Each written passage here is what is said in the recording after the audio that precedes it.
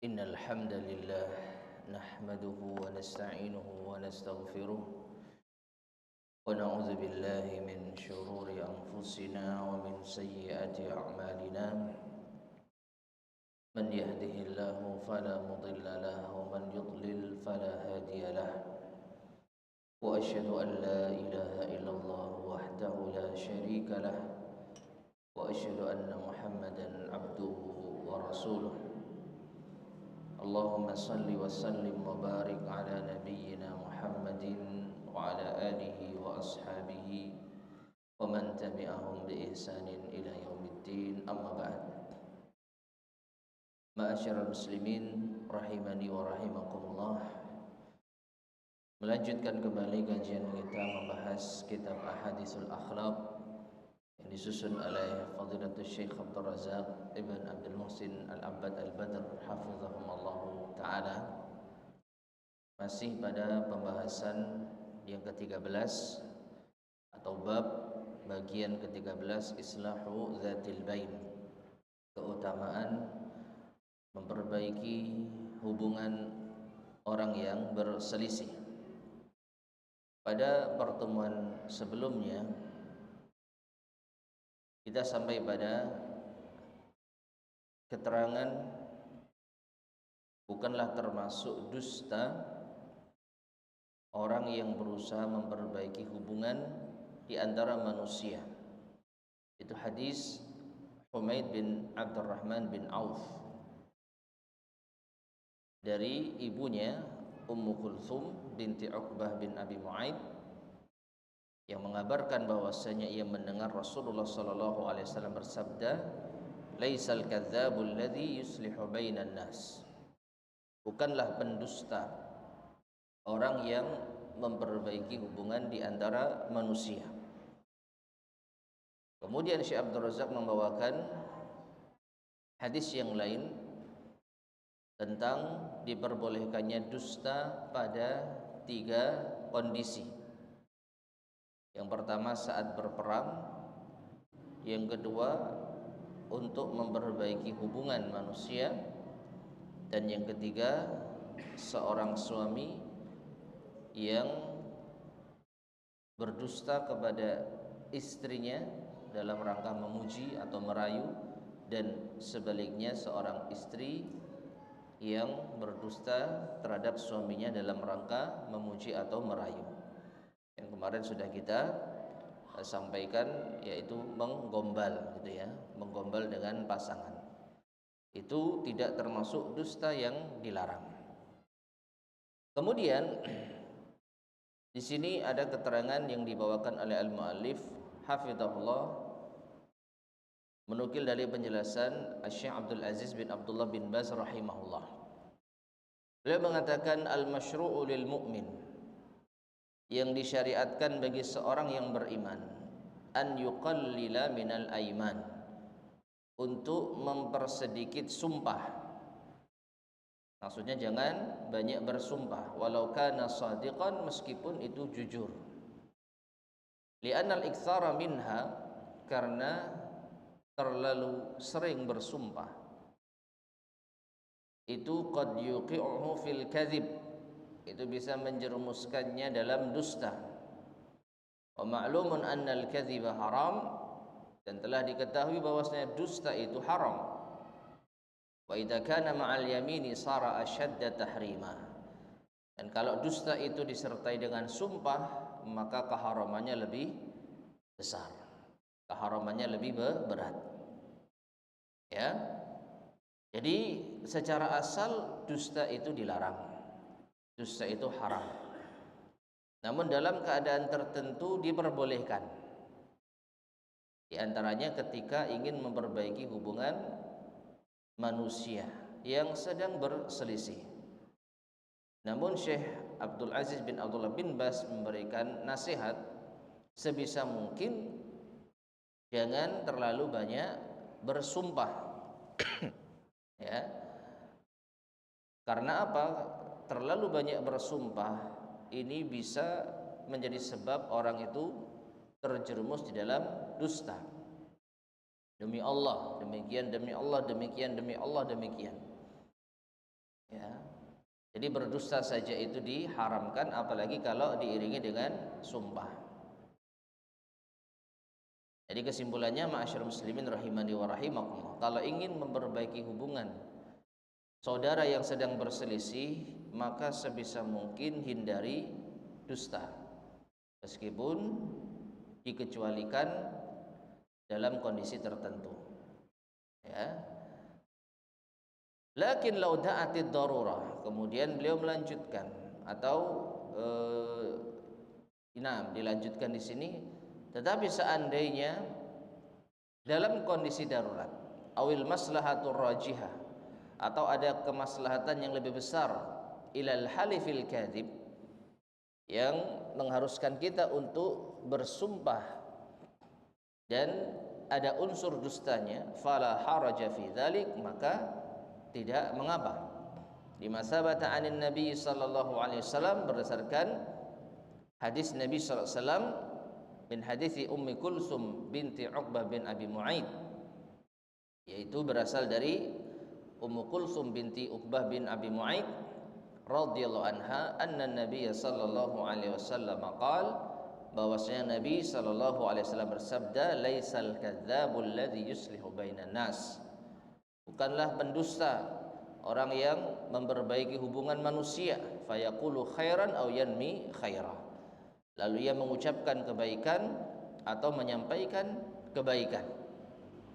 Ya, qalat Ummu Kulthum mengatakan, walam asma'hu yurakhasu fi syai'in mimma yaqulun nasu kadzibun illa fi thalath, dan aku tidak mendengar beliau memberikan keringanan pada sesuatu yang diucapkan oleh manusia yang ada unsur dustanya, kecuali dalam 3 keadaan: al-harb wal islahu bainan nas, wa hadithur rajuli imra'atahu, wa hadithul mar'ati zaujaha. Yang pertama saat perang, yang kedua untuk memperbaiki hubungan manusia, dan yang ketiga suami istri yang menggombal. Ya, rawahu Muslim, hadis ini diriwayatkan oleh Imam Muslim. Ini pengulangan dari apa yang tadi kita sampaikan di awal, ya, dan penegasan bahwa secara asal dusta tidak boleh, tetapi dikecualikan dalam 3 perkara. Ya, dalam kondisi yang mungkin darurat, ya, dalam perang, dalam memperbaiki hubungan manusia. Misalkan kita menjumpai 2 orang saudara yang saling bermusuhan dengan permusuhan yang sangat dahsyat, dan mereka orang-orang yang mungkin penting, orang-orang yang merupakan tokoh. Kalau seandainya dibiarkan mereka tetap bermusuhan, maka madaratnya lebih besar, dan kita tidak menemukan satu celah pun untuk memperbaiki hubungan mereka kecuali dengan dusta. Maka hal ini insyaallah diperbolehkan. Kemudian beliau menyebutkan contohnya di sini. Wa idza qala fi islahi bainan nas, ketika ada yang mengatakan dalam rangka perbaikan hubungan manusia, wallahi inna ashabaka yuhibbuna sulh, demi Allah sesungguhnya teman-temanmu itu mencintai perdamaian. Ya, mereka ingin damai. Wa yuhibbuna an tattafiqal kalimah, mereka ingin persatuan, ya. Mereka ingin bersatunya kalimat ini. Wa yuriduna kadza wa kadza, mereka ingin demikian dan demikian. Ya. Summa atal akharina wa qala lahum misla dzalik, lalu ia mendatangi pihak yang lainnya dan mengatakan hal yang serupa, hal yang sama. Wa maqsaduhu al khair wal islah, dan maksud dari orang tersebut adalah kebaikan dan memperbaiki hubungan mereka. Fala ba'sa bidzalika lil haditsil mazkur, maka tidak mengapa hal yang demikian itu berdasarkan hadis yang telah disebutkan. Ya. Jadi ini teknis berdusta yang diperbolehkan untuk mendamaikan orang yang sedang berselisih. Jadi kita datang kepada pihak pertama yang mengesankan bahwasanya pihak kedua ingin berdamai, padahal tidak ada. Pihak kedua memuji kebaikan pihak pertama, padahal tidak ada.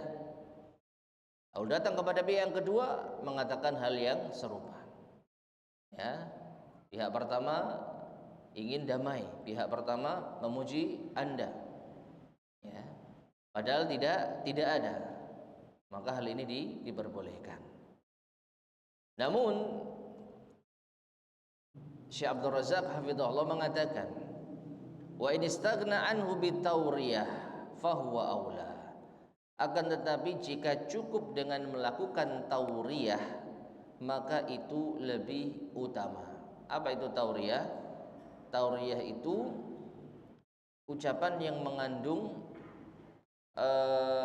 beberapa makna, ya, ungkapan yang mengandung beberapa makna.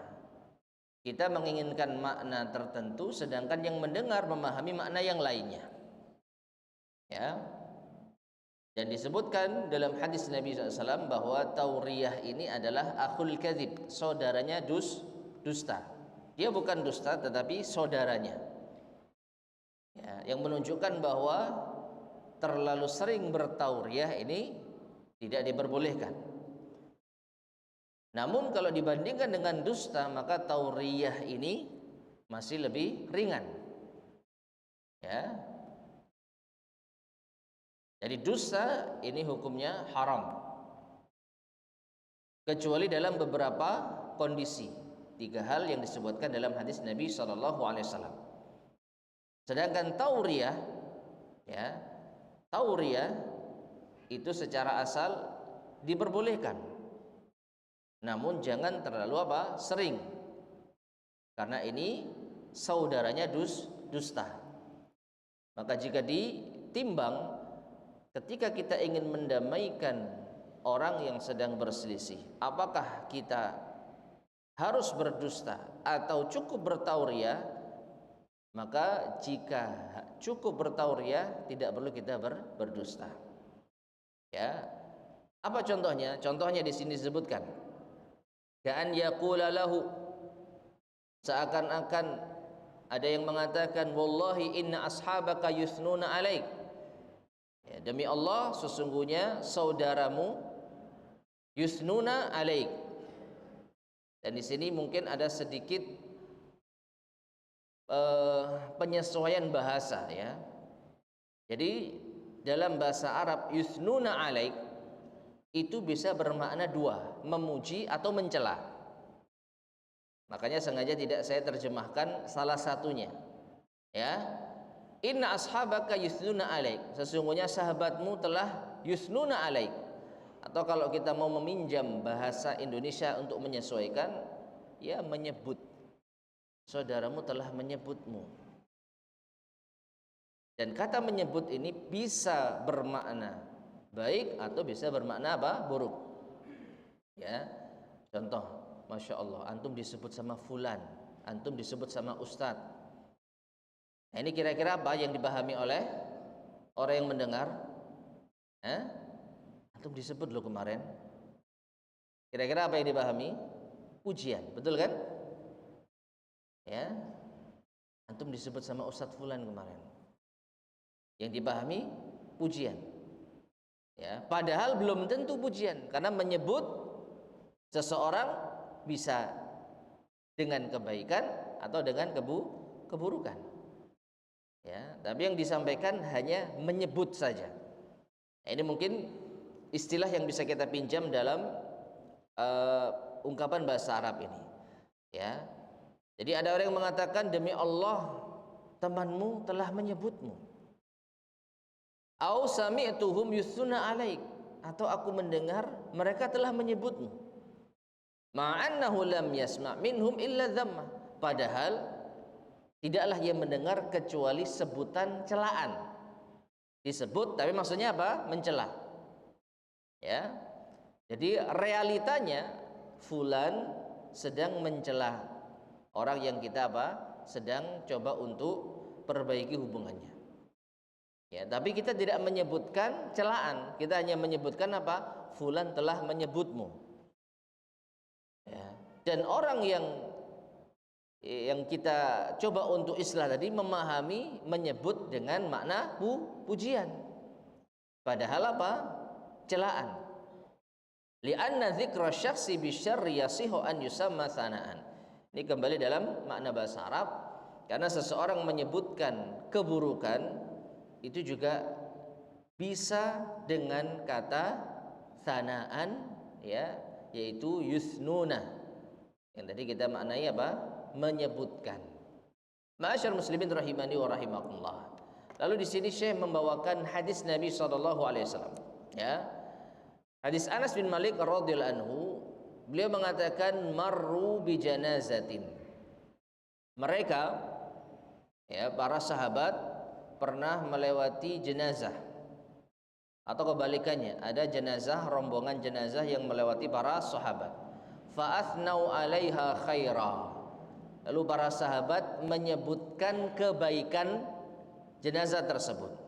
Faqala an-nabiy sallallahu alaihi wasallam, maka Nabi SAW mengatakan wajabat, ia pantas mendapatkannya.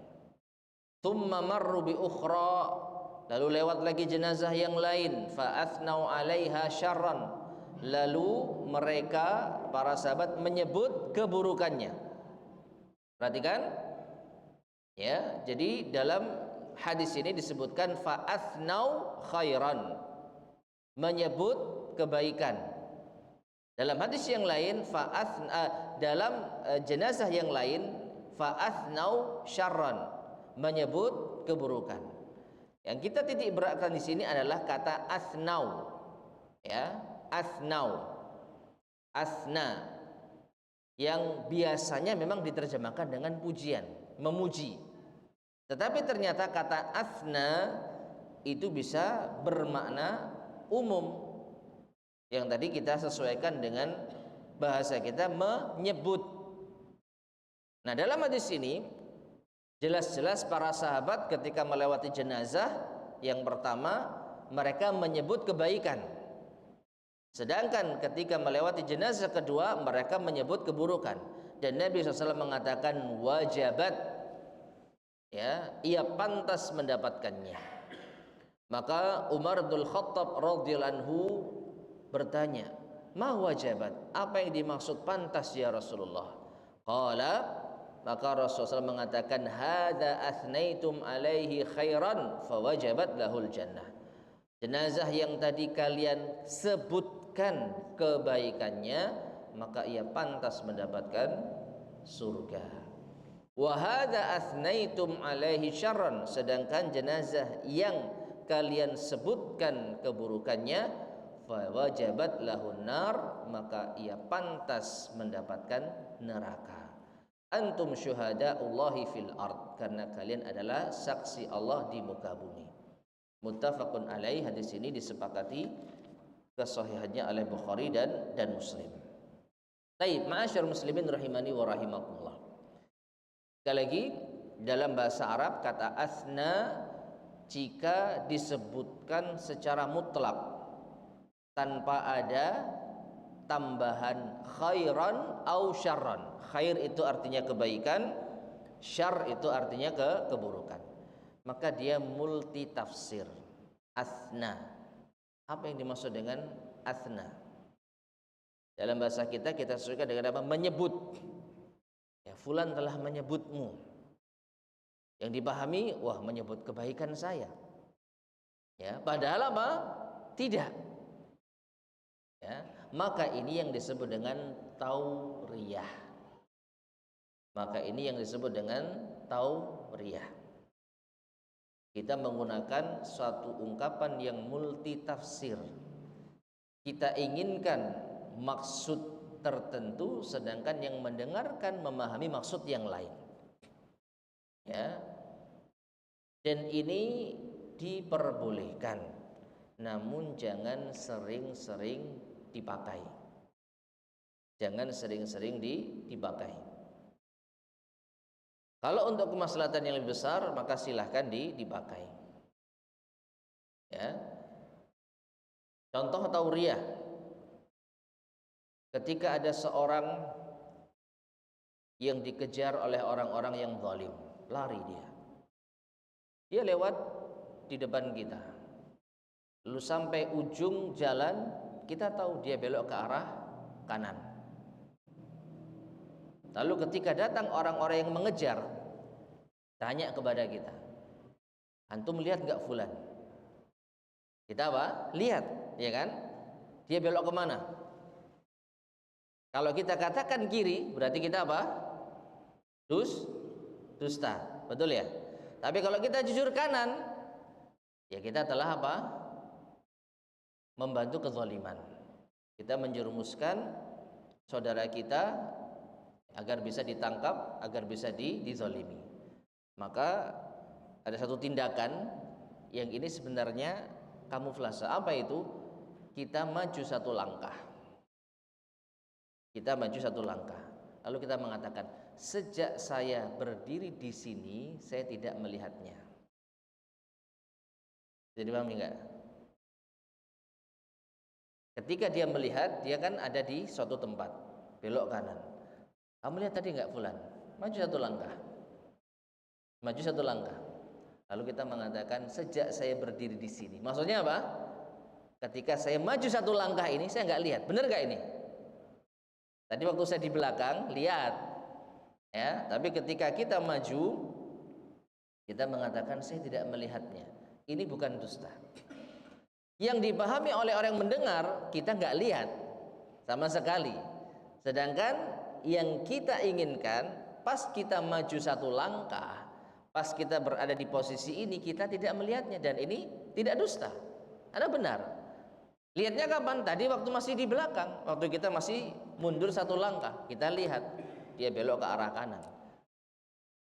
Tapi ketika kita maju satu langkah, kita mengatakan, waduh, saya nggak lihat. Sejak saya berdiri di sini maksudnya apa?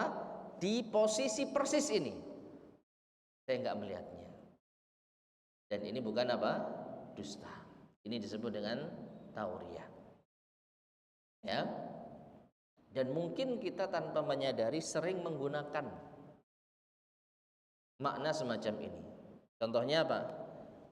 Kita diundang acara yang kita tidak sreg untuk datang. Ya. Diundang, ayo Pak datang ke rumah, ada acara ini. Waduh, mohon maaf, saya tidak bisa. Kenapa? Ada acara. Ada acara. Yang dipahami oleh orang apa? Wah, ini ada acara pertemuan keluarga, ada acara kantor, ada acara ya apa? Padahal kita membuat acara apa? Misalnya bersih-bersih rumah. Apa acaramu hari ini? Bersih-bersih rumah. Jadi kita menggunakan kata multitafsir yang dipahami oleh orang makna A, sedangkan yang kita inginkan makna B. Ini disebut apa? Tauriyah. Nah, seperti tadi, ya. Ketika kita ingin mendamaikan saudara kita sampaikan, fulan menyebutmu loh. Mungkin dengan intonasi yang menunjukkan kesan baik. Ya, Masya Allah, fulan kemarin menyebut antum. Dia ternyata ingat sama antum. Benar, menyebut dan ingat, tetapi apa? Untuk dicela, dimaki. Tapi kita nggak sebutkan celaan dan makiannya, kita hanya menyebutkan antum disebut kemarin. Nah, orang yang mendengar merasa, oh berarti dia baik ini sama saya. Sama, datang lagi ke fulan tadi, mengatakan hal yang serupa. Antum tadi disebut sama fulan. Ya, ternyata dia masih ingat sama antum. Nah, dengan hal tersebut, apabila bisa menjadi sebab islah perbaikan, maka ini hal yang baik. Dalam artian ini hal yang perlu untuk kita lakukan. Ya. Jadi sebelum kita berdusta, kalau dusta jelas fulan memujimu padahal tidak. Ya, padahal ini diperbolehkan. Untuk mendamaikan orang, dusta diperbolehkan. Namun di sini Syekh ingin memberikan nasihat. Kalau bisa tanpa dusta lebih baik. Meskipun dengan menggunakan apa tadi? Tauriyah. Ya, kesimpulannya coba dulu dengan tanpa dusta. Kalau manjur berhasil, alhamdulillah, tidak perlu berdusta, kita mendamaikan orang. Tapi kalau tidak memungkinkan, masih tidak mempan, maka boleh berdusta untuk memperbaiki hubungan saudara kita yang berselisih. Nah, kesimpulannya ma'asyar muslimin rahimani wa rahimakumullah, hikmah terpentingnya di dalam Islam sangat ditekankan perdamaian antara saudara seiman. Sampai-sampai Nabi membolehkan dusta dalam hal tersebut, padahal secara asal dusta itu dilarang. Ya, ini menunjukkan apa? Pentingnya persatuan di antara saudara seiman. Sebisa mungkin jangan sampai kita berselisih, jangan sampai kita berpecah belah, jangan sampai kita bermusuhan. Ya, jangan sampai kita bermusuhan. Wa kunu ibadallahi ikhwana, kata Allah Subhanahu wa taala, dan jadilah kalian hamba-hamba Allah yang saling bersaudara. Sehingga sebisa mungkin kalau ada perselisihan segera diperbaiki. Ya, jangan dibiarkan berlarut-larut. Ya. Wallahu taala alam bisawab. Baik, berikutnya hadis Utsman bin Affan radhiyallahu anhu. Kalau ini lebih tepatnya adalah asar dari para sahabat radhiyallahu anhu, karena di sini tidak ada penyebutan atau kisah yang ada Rasulullah SAW di dalamnya. Jadi ada 3 sahabat yang mulia dan kita tahu semua, Abu Bakar, Utsman, dan Umar. Ya, pernah terjadi sesuatu di antara mereka. Kita bacakan hadisnya. Wa an Utsman bin Affan radhiyallahu anhu, dari Utsman bin Affan radhiyallahu anhu, anna rijalan min ashabin Nabi sallallahu alaihi wasallam, bahwasanya para sahabat, ya, para sahabat Nabi sallallahu alaihi wasallam, hina tuwfiyan Nabi sallallahu alaihi wasallam hazinu alaihi, ketika Nabi sallallahu alaihi wasallam wafat mereka bersedih. Hatta kada ba'duhum yuwaswis, hingga sebagian mereka ada yang terkena waswas. Ya, jadi saking sedihnya para sahabat atas wafatnya Nabi SAW, ada yang terkena waswas. Jadi semacam pikiran yang tidak jelas, tidak fokus. Qala Utsman, maka Utsman mengatakan, ini menceritakan kejadian yang menimpa beliau, termasuk di antara yang terkena waswas tadi. Wa kuntu minhum, dan aku di antara orang yang sempat terkena waswas. Fa baina ana jalisun fi dhilli utumin minal atam, saat aku duduk di suatu bayangan tembok, suatu benteng, marra alayya Umar radhiyallahu anhu, Umar bin Khattab melewatiku. Fasallama alayya, ia mengucapkan salam kepadaku. Falam ash'ur annahu marra wala sallam, tetapi aku tidak menyadari bahwasanya dia lewat dan mengucapkan salam. Ya, jadi ini awal yang menjadi masalah. Utsman sedang duduk di balik tembok, ya, di bawah bayangan tembok. Lalu Umar lewat mengucapkan salam, tapi tidak dijawab. Dan Utsman merasa nggak sadar. Ya, dan ini yang dimaksud dengan waswasnya Utsman. Karena saking sedihnya dengan wafatnya Rasulullah SAW sehingga tidak fokus, ada orang lewat nggak sadar. Fantalaqa Umaru hatta dakhala ala Abi Bakrin, maka Umar pun mendatangi Abu Bakar radhiyallahu anhu. Faqala lahu, lalu Umar berkata, ma yu'jibuka anni marartu ala Utsman fasallamtu alaihi falam yarudda alayya salam. Tidakkah engkau heran tatkala aku melewati Utsman, aku mengucapkan salam kepadanya, tetapi dia tidak menjawab salamku. Ya, jadi Umar, ya, curhat atau lapor kepada Abu Bakar. Ya, kenapa Utsman ini? Ya, kok dia seperti itu? Wa aqbala huwa wa Abu Bakrin fi wilayati Abi Bakrin radhiyallahu anhu. Maka dalam masa kepemimpinan Abu Bakar, ya, ini mungkin di waktu yang lain, Abu Bakar dan Umar mendatangi Utsman ibn Affan radhiyallahu taala anhum hatta sallama alayya jami'an. Kata Utsman, mereka berdua mengucapkan salam kepadaku.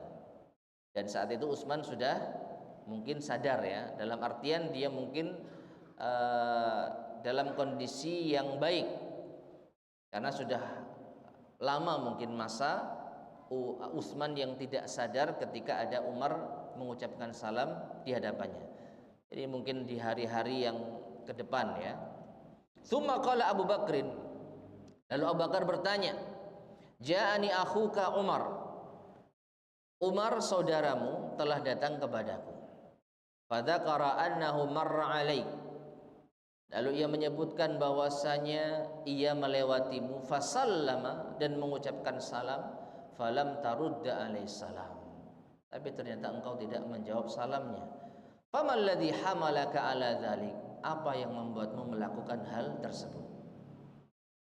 Perhatikan di sini Abu Bakar tabayyun kepada Utsman bin Affan. Dan perhatikan, Umar bin Khattab ketika datang kepada Abu Bakar ini bukan dalam rangka mengadu domba atau ingin membuat permusuhan. Ya, beliau datang kepada Abu Bakar untuk menyampaikan keluhan. Ya, ada apa Utsman ini kok enggak jawab salam saya? Dan Abu Bakar tidak memutuskan secara sepihak. Ya, tidak menyimpulkan sesuatu tanpa tabayyun. Ya, maka langsung datang kepada Utsman mencari tahu, kenapa saat Umar mengucapkan salam kepadamu engkau tidak menjawabnya? Apa kata Utsman? Ma fa'altu, aku tidak melakukannya. Ya, aku tidak melakukannya. Faqala Umar, Umar mengatakan, bala, iya, kau melakukannya. Wallahi laqad fa'alta, demi Allah kamu telah melakukannya. Kata Umar, walakinnaha ubbiyatukum ya Bani Umayyah. Ya, Umar tahu sendiri ya, sifat beliau yang cukup tegas ya, menyimpulkan engkau melakukan hal tersebut karena sombong wahai Abu Umayyah. Nah, di sini Umar mungkin sedikit berlebihan, tapi kalau kita tahu karakter Umar, ya beliau orang yang tegas. Jadi menunjukkan Umar itu benar-benar melewati Utsman dan mengucapkan salam, tapi Utsman tidak menjawabnya. Apa karena sombong wahai Bani Umayyah? Qala, Utsman mengatakan, qultu wallahi ma sya'artu annaka mararta bi, demi Allah aku tidak menyadari engkau lewat di depanku. Wala sallamta, dan aku tidak menyadari engkau mengucapkan salam. Ya, jelas ya. Jadi Umar menunjukkan bahwa dia benar-benar lewat dan mengucapkan salam, dan Utsman pun juga sama. Tidak merasa, tidak menyadari kalau Umar lewat dan mengucapkan salam. Maka Abu Bakar di sini menjadi penengah dan bijak di dalam menyikapi.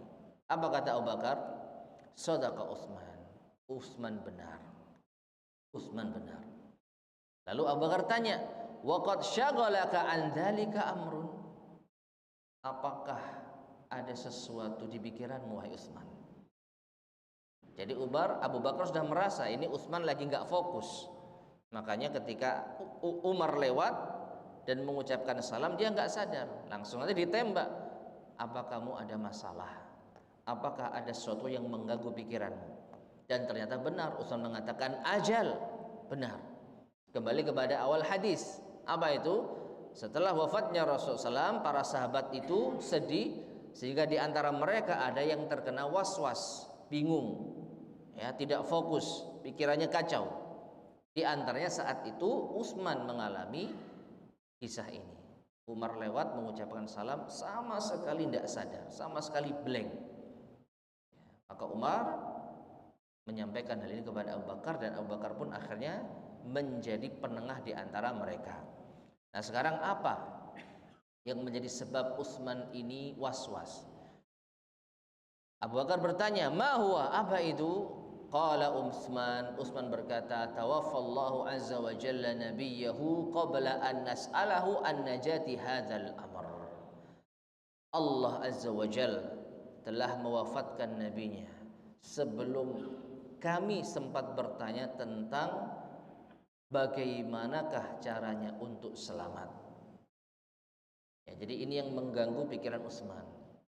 Nabi sudah wafat, tapi beliau belum sempat bertanya bagaimana caranya agar selamat. Ini mengganggu pikiran Utsman hingga Umar lewat dan salam pun tidak sadar. Qala Abu Bakrin, maka Abu Bakar berkata, qad sa'altuhu an dzalik. Aku sudah pernah menanyakan hal tersebut. Ya, jadi ini hiburan untuk Utsman. Ya, kamu nggak perlu sedih, tidak perlu bingung.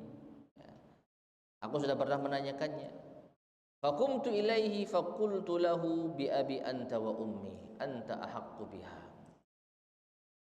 Kata Utsman, aku pun bangkit dan bertanya, demi ayah dan ibumu, ya, engkau berhak untuk menanyakannya. Maka Abu Bakar berkata, qultu, aku telah mengatakan, bertanya, ya Rasulullah, ma najatu hadzal amr, bagaimanakah keselamatan dalam urusan ini? Faqala Rasulullah sallallahu alaihi wasallam, maka Rasulullah SAW bersabda, man qabila minnil kalimata allati aradtu ala ammi faraddaha alayya fahiya lahu najatun. Siapa yang menerima suatu ucapan, suatu kalimat yang telah aku tawarkan kepada pamanku lalu ia membalasnya, maka itulah keselamatan. Wallahu a'lam bishawab. Yang dimaksud adalah kalimat tauhid. Kita semua mungkin pernah mengetahui bagaimana kisah Nabi SAW berusaha berdakwah kepada pamannya di akhir hayatnya. Beliau mengatakan, ya ammi qul la ilaha illallah kalimatan uhajju bika indallah. Wahai pamanku, ucapkan la ilaha illallah, suatu kalimat yang aku akan berhujjah di hadapan Allah untuk dirimu. Nah, itu kalimat yang disampaikan Nabi SAW. Ya, faraddaha alayya, lalu ia mengembalikan ucapan itu. Artinya apa? Mau mengucapkan, wahai pamanku, ucapkanlah. Tapi ternyata pamannya tidak mengucapkan la ilaha illallah. Ya. Nah, maka siapa yang mengucapkan la ilaha illallah, siapa yang aku sampaikan kepadanya ucapan la ilaha illallah, lalu dia meresponnya dengan mengucapkan balik di hadapanku, fahiyalahu najatun, maka itulah keselamatan. Kesimpulannya, ya, hadis ini tema utamanya keutamaan kalimat apa? La ilaha illallah. Tapi Syekh Abdul Razak ingin membawa kepada sudut pandang lainnya. Apa itu? Upaya beliau untuk mengislah, memperbaiki hubungan antara Umar dan Utsman. Ya, itu sudut pandang dari hadis ini terkait dengan pembahasan kita. Meskipun pembahasan utamanya kunci keselamatan adalah ucapan apa? La ilaha illallah. Ini yang membuat Utsman terusik. Bagaimana supaya bisa mendapatkan keselamatan, sedangkan Rasulullah sudah meninggal dunia. Yang akibatnya beliau tidak fokus ketika Umar lewat dan mengucapkan salam.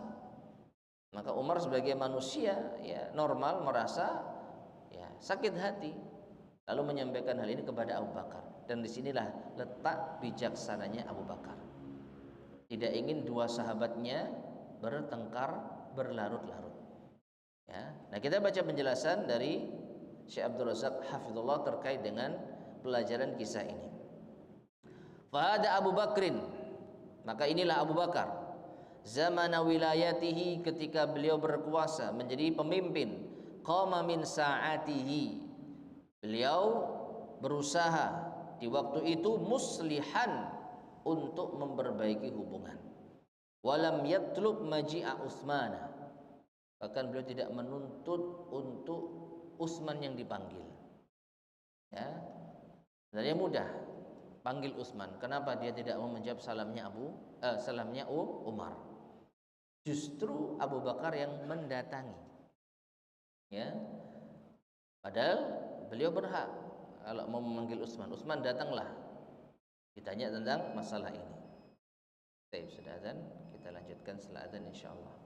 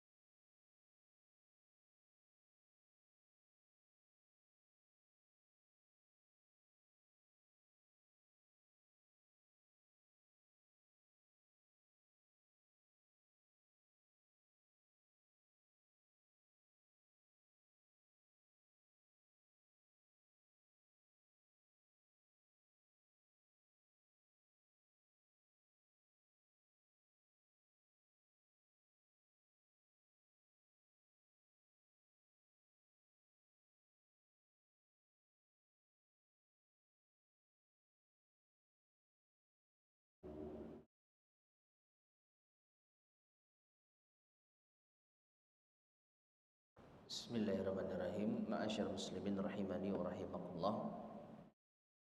Kita lanjutkan. Jadi Abu Bakar radhiyallahu anhu mendatangi Utsman untuk tabayyun. Ya, dan beliau tidak meminta Utsman yang datang, ya. Abu Bakar tidak meminta Utsman yang datang. Bal dhahaba ilaihi bi nafsi. Bahkan Abu Bakar sendiri yang datang. Wa tabayyana anna Utsmana ma sya'ara bi mururi Umar wa la taslimih. Dan telah jelas ternyata bahwasanya Utsman tidaklah menyadari Umar melewatinya dan mengucapkan salam kepadanya. Wa zadal iltibasul ladzi wujid. Maka dengan hal ini terhilanglah kerancuan yang ada. Jadi jelas, ya, Umar salah paham. Utsman bukan tidak menjawab salamnya. Utsman bukan menyombongkan dirinya, tapi karena Utsman tidak menyadari karena kondisi yang ia rasakan saat itu. Wa min kalami Syekhul Islam Ibn Taimiyah Al-Azim fil Islah. Dan di antara ucapan Syekhul Islam Ibn Taimiyah rahimahullah, ya,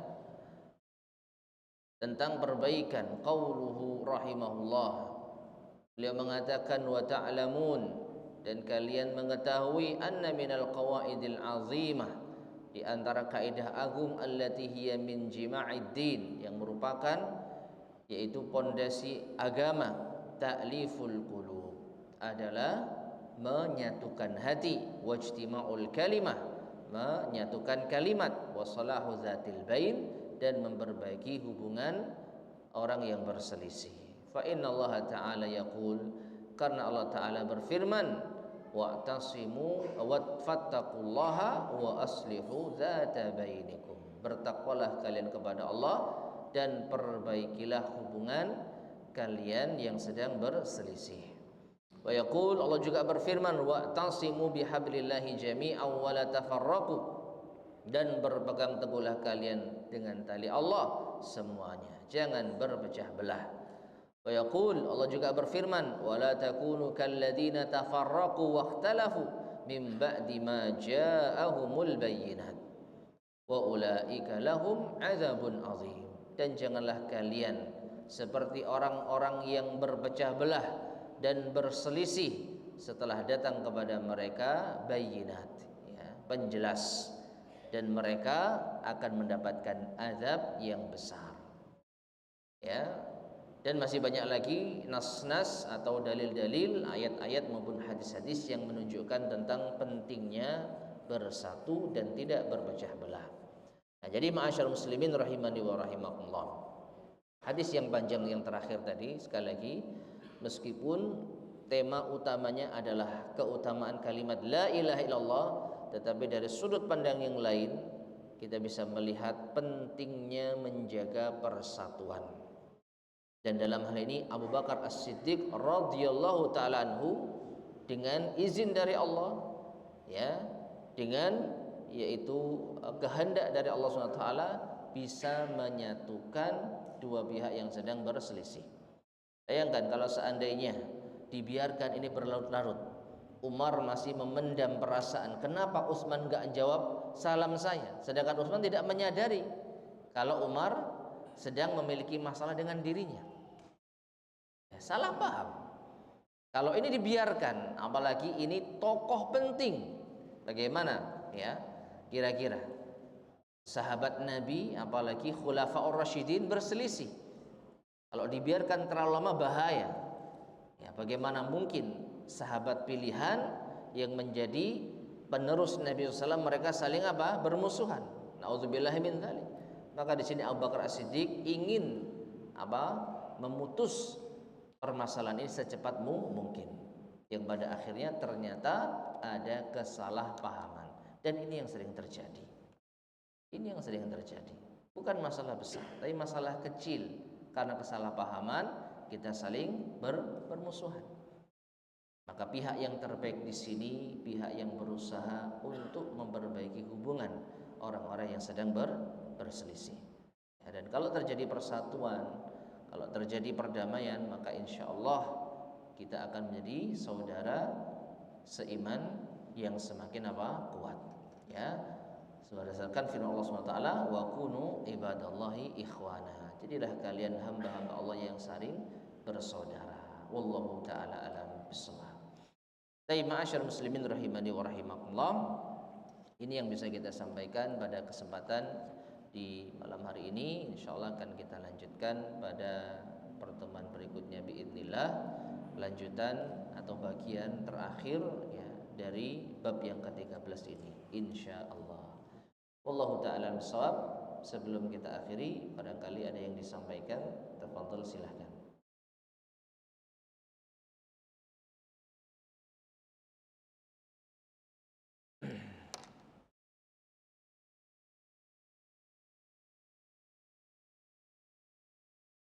Ya, silakan.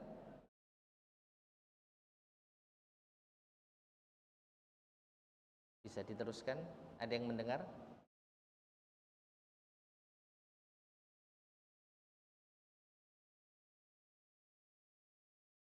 Dikeraskan suaranya, Mas. Oke.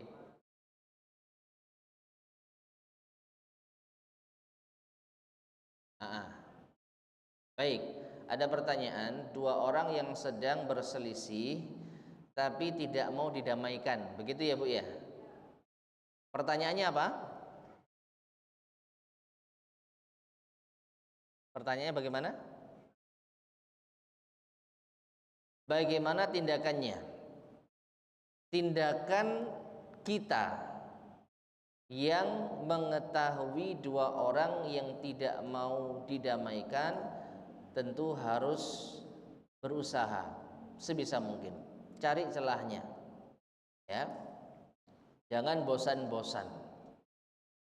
Itu tindakan kita di luar mereka. Artinya mereka yang sedang berselisih, kita tidak ikut di dalam perselisihan tersebut. Itu yang harus dilakukan. Jangan kita berpihak pada salah satu dari mereka, karena nanti akan menambah perselisihan.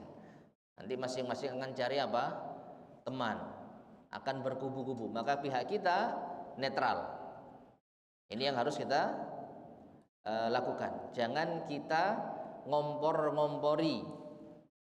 Jangan kita masuk di dalam salah satu dari dua pihak yang berselisih. Kita harus di luar dan kita harus berusaha meredam. Apa yang disampaikan A tentang B kita redam. Apa yang disampaikan B tentang A kita redam. Ya. Kalaupun mereka tidak bisa dipersatukan, maka jangan sampai kita menambah perpecahan. Ada orang lain masuk, kita stop. Jangan ikut-ikut kamu. Biarkan mereka selesaikan sendiri. Jangan menambah masalah. Itu yang bisa kita lakukan. Kalau mereka tidak bisa dipersatukan, maka kita jangan menambah permusuhan. Jangan kita memperparah permusuhan. Ya. Dan tentu saja bagi pihak yang berselisih, ya bukalah hati Anda. Ya, untuk apa diteruskan perselisihan ini? Jadi wallahu a'lam bishawab. Bagi pihak yang berselisih, ya semoga diberi hidayah, semoga dilunakkan hatinya. Bagi pihak yang mengetahui perselisihan tersebut, maka sekali lagi jangan kita semakin menambah perselisihan yang ada, justru kita berusaha meredamnya dan doakan saudara kita yang berselisih tersebut. Wallahu taala alam bishawab. Nah, ada lagi yang sampaikan?